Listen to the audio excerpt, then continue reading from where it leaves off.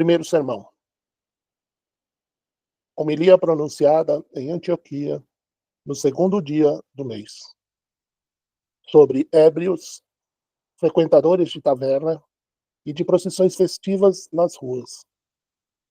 O mestre não deve abandonar seus discípulos, mesmo quando eles desconsideram suas palavras, tratando também de Lázaro e do homem rico. Ontem, embora tenha sido dia de banquete para Satã, preferistes comparecer a um banquete espiritual, acolhendo nossas palavras com rara boa vontade e passando a maior parte do dia aqui na igreja, sorvendo a embriaguez da sobriedade, dançando ao som do canto de Paulo. Desse modo, recebestes um duplo benefício. Mantivestes a distância da dança desordenada dos ébrios e desfrutastes de danças espirituais bem ordenadas. Compartilhastes de um cálice que não serviu vinho puro, mas estava repleto de instrução espiritual. Vós vos tornastes flauta e lira para o Espírito Santo. Enquanto outros dançavam para o demônio, vós vos dedicastes a vos tornar instrumentos e vasos espirituais. Permitistes que o Espírito Santo tocasse vossas almas e soprasse a graça em vossos corações. Assim, entoastes uma melodia harmoniosa, que deleita não apenas a humanidade, mas até os poderes celestes. Vamos, portanto, nos armar hoje contra a embriaguez e expor a insensatez de uma vida de ebriedade e dissolução. Vamos nos opor aos que vivem na intemperança, não para que os possamos envergonhar, mas para que os possamos deixar fora do alcance da vergonha. Não para que possamos culpá-los, mas para reformá-los. Não para que possamos considerá-los desprezíveis, mas para que possamos desviá-los de toda exposição desonrosa e arrebatá-los das garras do tentador. Pois quem vive diariamente sobre o excesso do vinho, da opulência e da gula, encontra-se sob a própria tirania do diabo. Que coisa melhor pode resultar de nossas palavras? Se eles, no entanto, continuarem no mesmo curso depois de nossa advertência, não deixaremos, por conta disso, de dar o conselho correto. Coisas nascentes continuam a fluir, mesmo que ninguém delas beba. As fontes ainda jorram, mesmo quando ninguém utiliza sua água. E rios ainda correm, mesmo que ninguém tire proveito deles. Do mesmo modo, é certo que o pregador deve cumprir todos os seus deveres, mesmo se ninguém der ouvidos à sua voz. Pois também em seu amor ao homem, Deus impõe uma lei àqueles a quem foi confiado o ministério da palavra, para que nunca cessem de cumprir os deveres do seu ofício, nem se calem quando têm a atenção do povo, ou quando por ele suas vozes são negligenciadas. No passado, Jeremias antecipava muitas ameaças aos hebreus e os advertia sobre males futuros. Alvo da zombaria daqueles que o ouviam, ridicularizado diariamente, ele chegou a desejar renunciar ao seu ministério. Tomado pela fraqueza humana, não se sentia capaz de suportar mais as zombarias e as injúrias. Ouça-o descrever sua aprovação. Sirvo de escárnio todo dia. Quando pensava, não me lembrarei dele, já não falarei no seu nome. Então isso era no meu coração como um fogo devorador, encerrado em meus ossos. Estou cansado de suportar. Não aguento mais. Ele diz algo como: eu desejei deixar de profetizar, visto que os hebreus não me ouviam.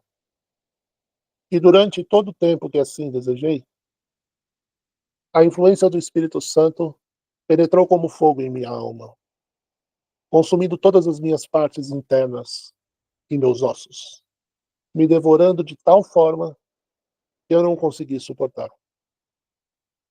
Se o profeta, ridicularizado e desonrado todos os dias, ao desejar o silêncio, sofreu tamanho castigo, como poderemos ser dignos de qualquer indulgência, quando nunca fomos tratados de tal modo? Se fraquejamos por conta da insensibilidade de alguns e deixamos de instruí-los, principalmente quando tantos estão atentos. Eu não falo assim para me consolar ou me reconfortar, pois já tomei minha decisão de cumprir esse ministério. Enquanto eu respirar e enquanto parecer bom a Deus e eu permaneça nessa vida presente, quer alguém se atente ou não ao trabalho que me foi designado, mas como há alguns que enfraquecem os esforços de muitos, e além disso nada trazem de útil para a nossa vida atual, e afrouxam o zelo dos outros, por meio do escárnio e do ridículo, dizendo: cessa o aconselhamento, deixe as advertências. Eles não prestam atenção. Não lhes dê nenhuma solidariedade, visto que há aqueles que dizem tais coisas. Eu me dirijo a vós, demoradamente com o propósito de eliminar essa ideia perversa e esse conselho satânico das mentes de muitos. Sei que tais coisas foram ditas até mesmo ontem por numerosos entre vós, e ao verem certas pessoas nas tabernas, disseram rindo e zombando: estão totalmente persuadidos? Estes são os que nunca entram numa taberna. Chegaram todos à sabedoria? O que dizes, ó homem? É isso que nos comprometemos a fazer? Capturar todos os peixes na rede num único dia? Pois se apenas 10 forem persuadidos, se apenas 5, se apenas um, isso não é o suficiente para nos consolar? De minha parte posso ir além, supondo que ninguém tenha sido persuadido por nossas palavras, embora seja impossível que a palavra falada a tantos ouvintes se torne infrutífera. Suponde, no entanto, que assim seja. Ainda assim a palavra não seria sem proveito. Pois se muitos entraram numa taberna, não entraram nela com a disfarçatez costumeira. Mesmo na mesa festiva, eles pensam em nossas palavras, em nossas repreensões. Ao lembrar, sentem culpa e se envergonham, como se corassem por dentro. Embora tenham continuado a agir da forma habitual, não o fizeram com a imprudência de sempre. E esse é o começo da salvação e do melhor tipo de mudança. E é se sentir envergonhado em qualquer medida daquilo que estava sendo feito, condenar em alguma medida aquilo que estava sendo feito. Além disso, outro e não menor ganho nos advém desse trabalho. O que é? É fazer com que aqueles que já são sábios se tornem mais bem-aventurados entre todos os homens, visto que não se deixam levar pela multidão.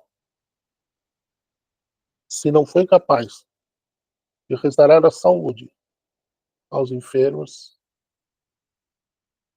tornei mais vigoroso aqueles que estavam bem. Se a palavra não afastou ninguém do pecado, ela tornou mais vigilante aqueles que viviam na virtude. A esses motivos acrescentaria um terceiro. Não fui capaz de persuadir hoje, mas persuadirei talvez amanhã. Ou mesmo se não acontecer amanhã, talvez depois de amanhã, ou no dia seguinte. Aquele que ouviu e rejeitou a palavra hoje, talvez a ouça e obedeça ela amanhã. Aquele que recusa a palavra hoje e amanhã, talvez se atente ao que é dito dentro de mais alguns dias. Pois mesmo o pescador lança sua rede durante o dia inteiro em vão. À noite, quando está prestes a partir, ele encontra o peixe e fugirá dele durante o dia inteiro. E se por causa dos insucessos frequentes fôssemos condenados a viver no ócio e abandonar todo o trabalho, nossas vidas não teriam nenhum significado. Em ruínas ficariam não apenas os assuntos de ordem espiritual, como também os de ordem material. Pois se o lavrador abandonasse seu trabalho por conta de um, dois ou mais episódios de inclemência da natureza, todos nós pereceríamos, vítimas da fome. E se o marinheiro abandonasse o mar por conta de uma, duas ou mais tempestades, o oceano se tornaria intransitável. E desse modo nossas vidas seriam muito prejudicadas. Assim por diante, examinando todos os ofícios. E se os homens agissem como vós nos incitais, e como nos aconselhais a fazer, tudo seria perdido e a terra se tornaria inabitável. Todos os homens, portanto, tendo isso em conta, ainda se aplicam ao trabalho com entusiasmo inalterado, mesmo se deixam de obter o fruto dos seus esforços uma, duas vezes ou muitas vezes. Sabedores de todas essas coisas, queridos irmãos, não faremos assim. Eu vos imploro, não digamos de que valem tais discursos. Não produzem bons resultados.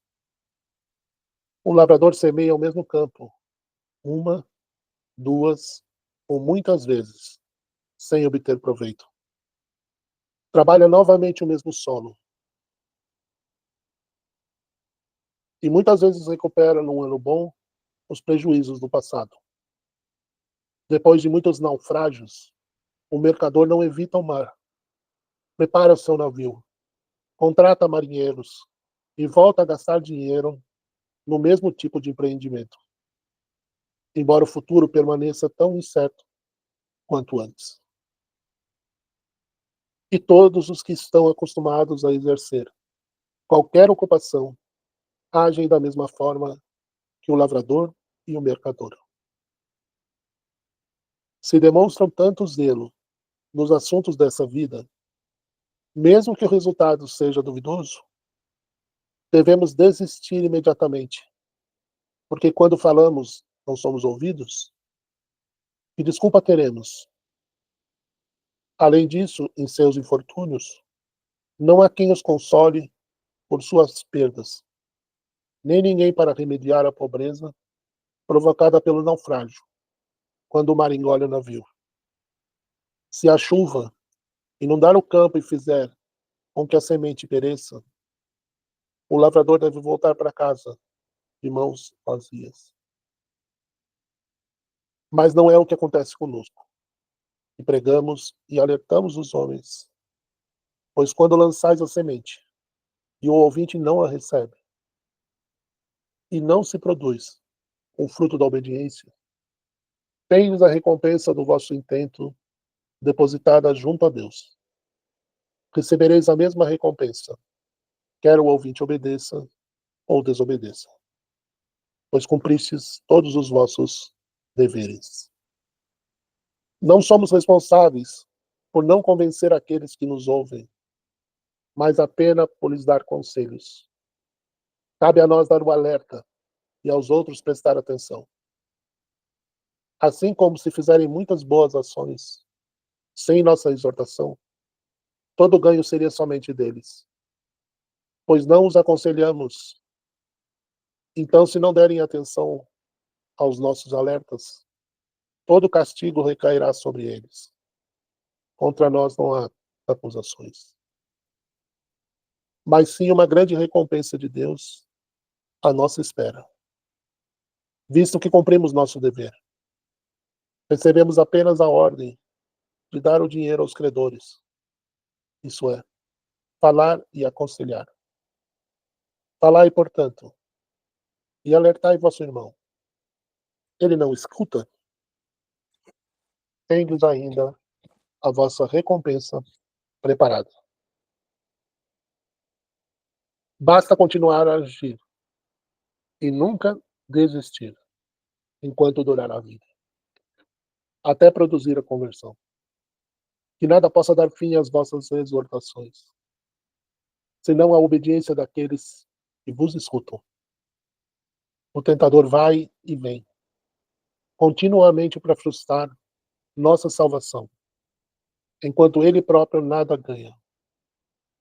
Pelo contrário, pelo seu zelo, ele é um perdedor em último grau. Mesmo assim, tamanho é seu furor, e ele frequentemente tenta o impossível. Não ataca apenas aqueles que ele espera fazer tropeçar ou cair, mas também aqueles que, com toda probabilidade, escaparão de suas armadilhas.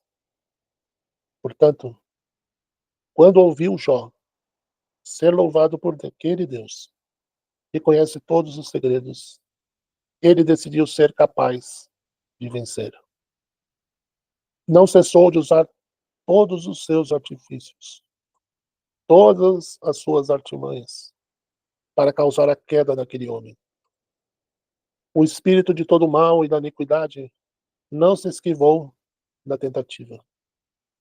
Embora Deus tivesse atribuído tal graça àquele homem justo. Não nos envergonhamos? Dizei-me.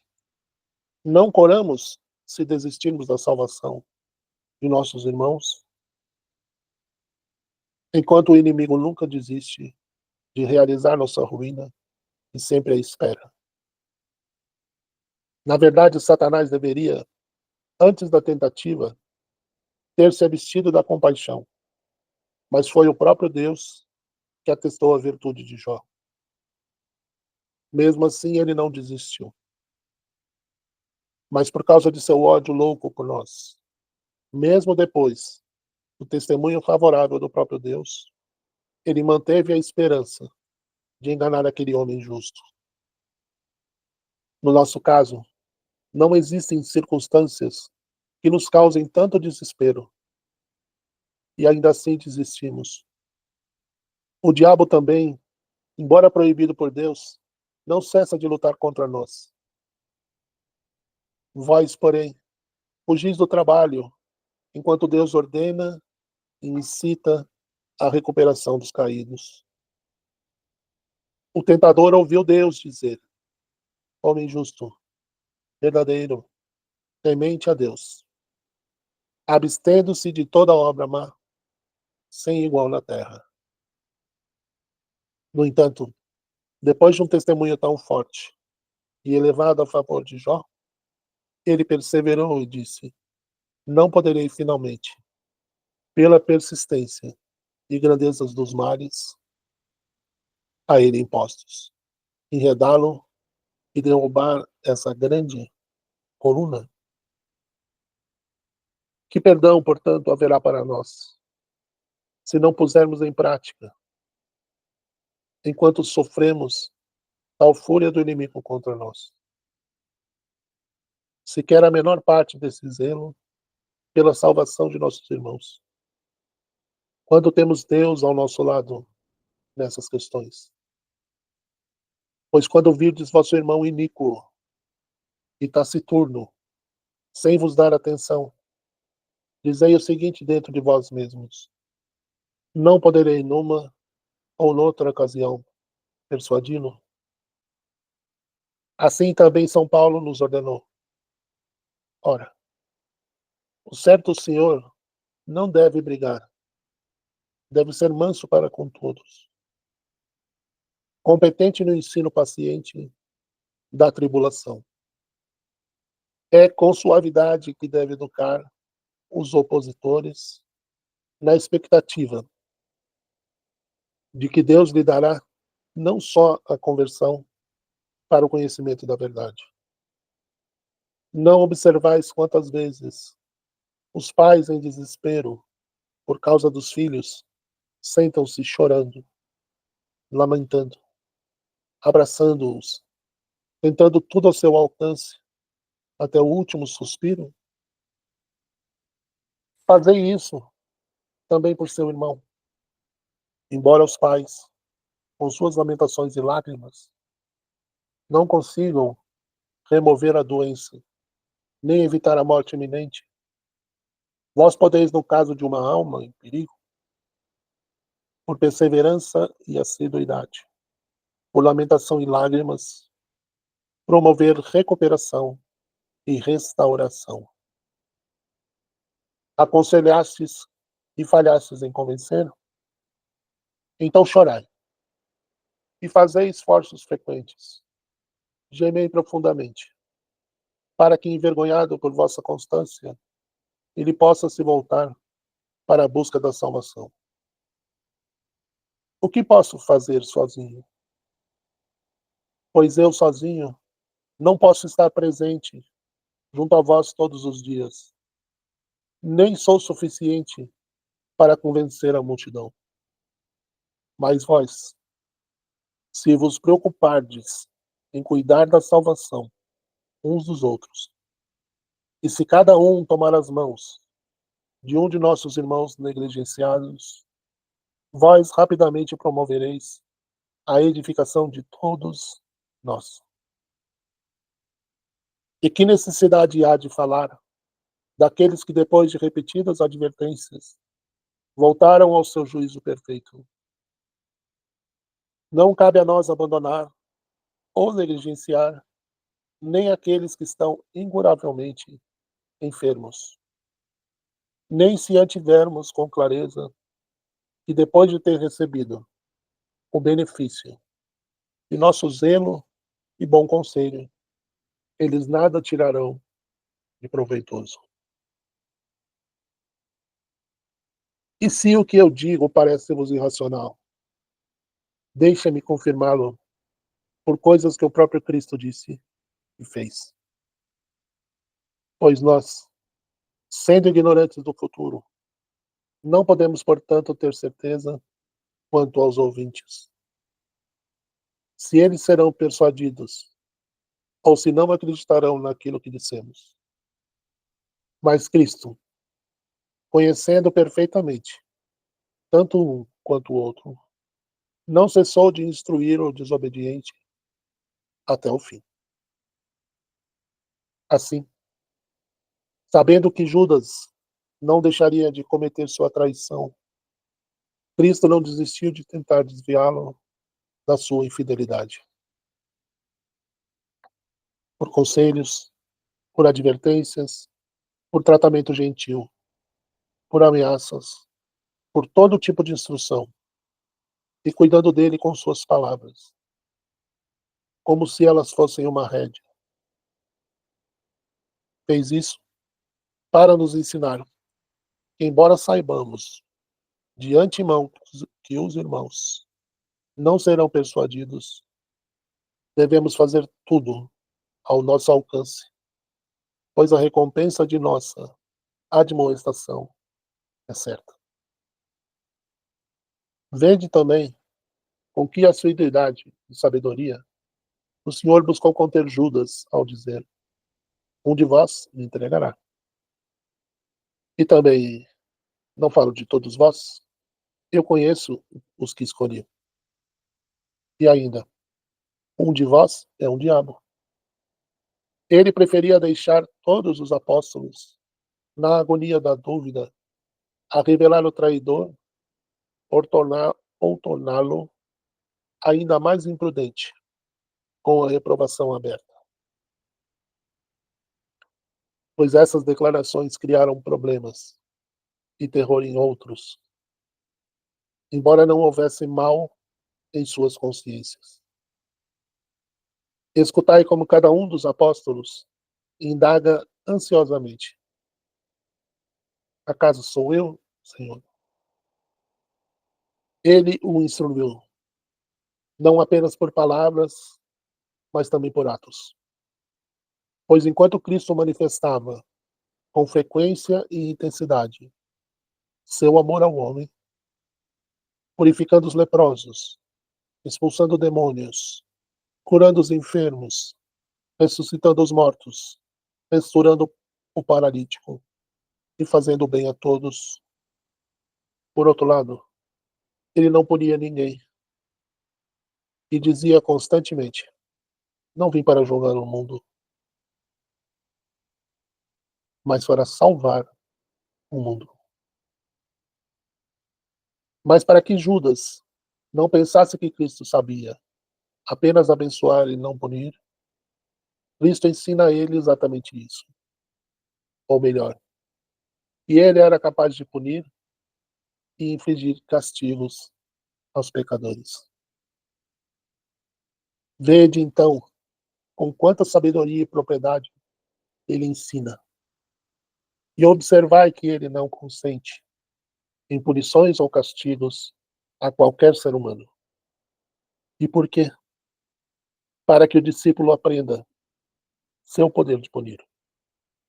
Pois se ele tivesse punido qualquer homem, teria parecido contrariar sua própria declaração, quando disse: não vim para julgar o mundo, mas para salvá-lo.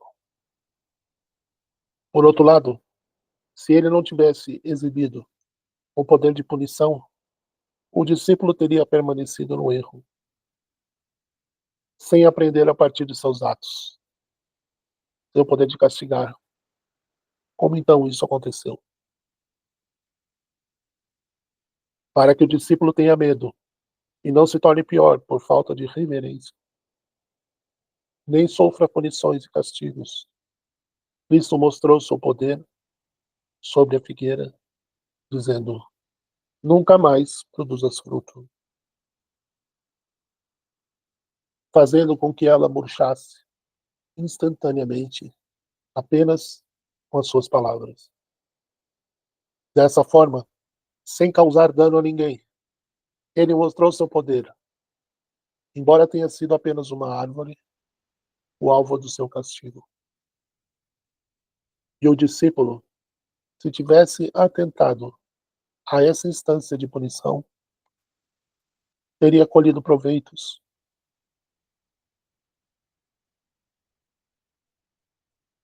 Mesmo assim, ele não se corrigiu.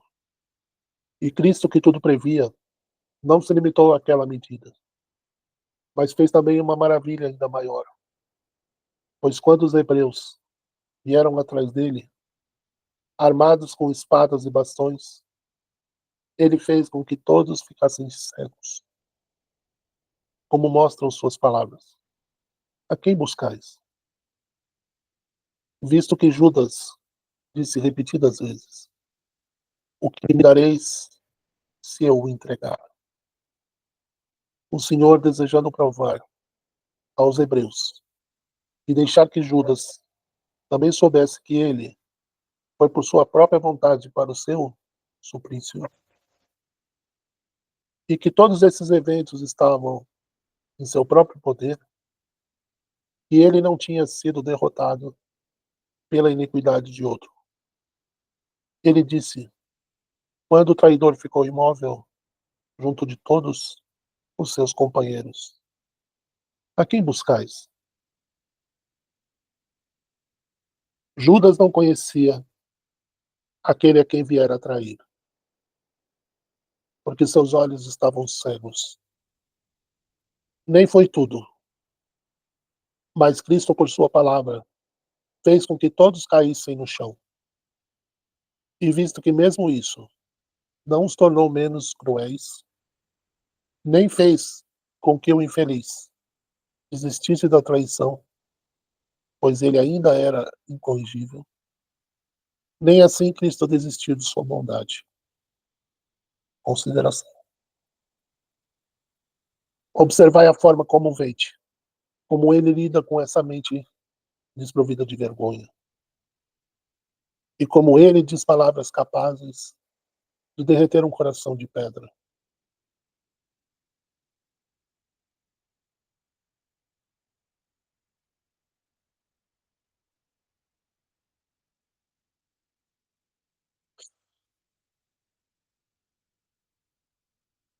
Pois quando Judas avança para beijá-lo, o que Cristo diz? Judas, com um beijo, entregas o filho do homem? Não te envergonhas da maneira como me traíste? Esse Cristo disse para tocá-lo e lembrar-se da proximidade anterior. Mas enquanto o Senhor agia e falava assim, o traidor não mudou para melhor. Não por causa da fraqueza de quem veio o conselho, mas pela inutilidade daquele que o recebeu. E Cristo, e Cristo, embora previsse todas essas coisas, do início ao fim da cena, não deixou de fazer tudo o que fosse compatível com seu próprio caráter. Visto que sabemos todas essas coisas, devemos ensinar e amar, de modo constante e pleno, aqueles de nossos irmãos que são negligentes, mesmo sem obter o objetivo de nosso conselho. Pois se, conhecendo o resultado, o Senhor exibiu tamanha solicitude para com aquele que nada aproveitaria com a advertência, que indulgência nos caberá quando, sem conhecer o resultado, nos descuidamos da salvação do nosso próximo.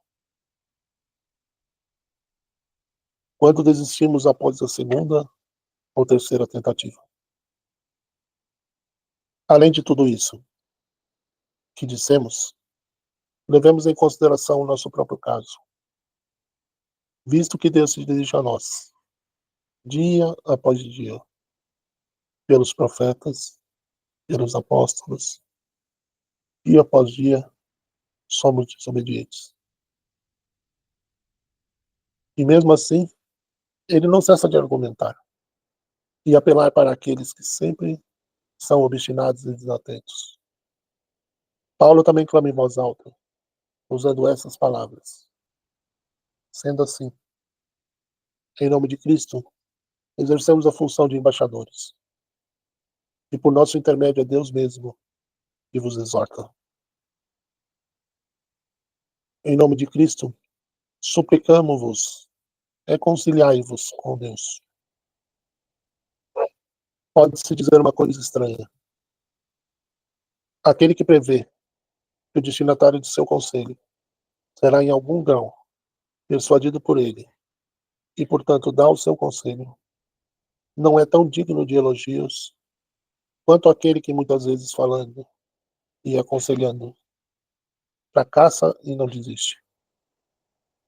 Pois no primeiro caso, a esperança do convencimento estimula o esforço, embora ele possa ser o mais preguiçoso dos homens. Mas o outro que aconselha e é desprezado, e ainda assim não desiste, dá a prova do amor mais ardente e puro. Ele não é estimulado por nenhuma esperança. Como ocorre no exemplo anterior, somente pelo amor ao irmão, ele persevera em seu cuidado ansioso. Porém, já dei prova suficiente de que não devemos jamais desertar aqueles que tombaram, mesmo sabendo de antemão que não seremos ouvidos. Devemos seguir com a condenação à vida de prazeres. Enquanto tal banquete prosseguir e o diabo continuar a ferir as almas dos ébrios com a bebida, é nosso dever continuar a aplicar o remédio. No dia de ontem, nós nos fortificamos contra os ébrios com as palavras de Paulo. Quer comais, quer bebais, quer façais qualquer coisa, Fazei tudo para a glória de Deus. Hoje mostraremos a eles o Senhor de Paulo, que não apenas aconselha e exorta a abstenção dos prazeres, mas que também castiga e pune quem levou uma vida de prazeres. Como veremos, a história do homem rico, de Lázaro, e do que aconteceu aos dois, demonstra exatamente isso. Será melhor, porém, que eu faça a leitura da parábola inteira desde o começo, para evitar que a tratemos de forma superficial.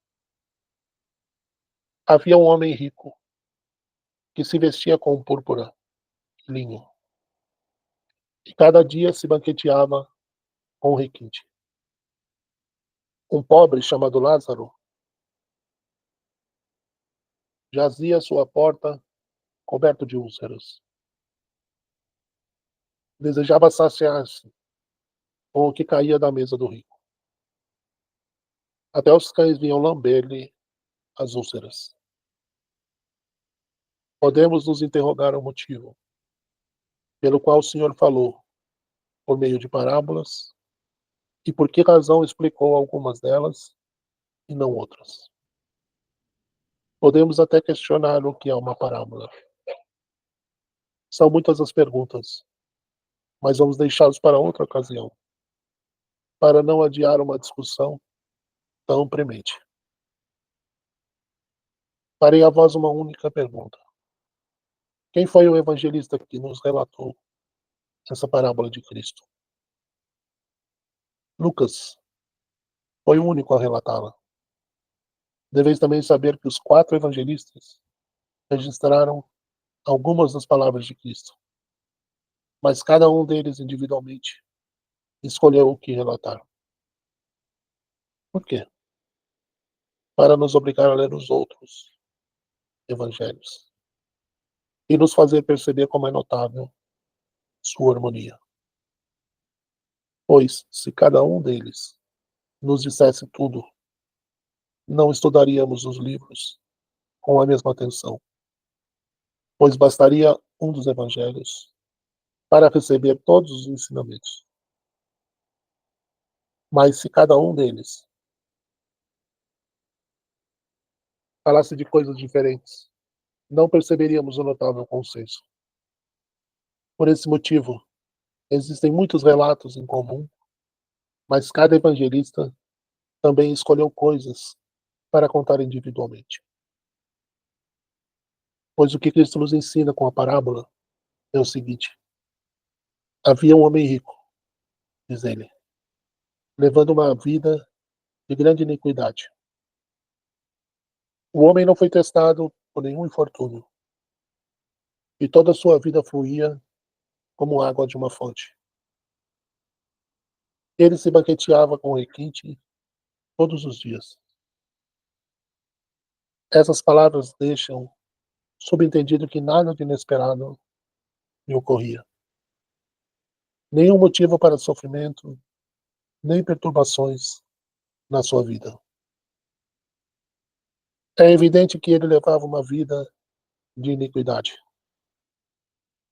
tanto pelo seu destino, quanto pelo desdém que demonstrava ao pobre Lázaro. Sua negligência não se resumia ao homem à sua porta.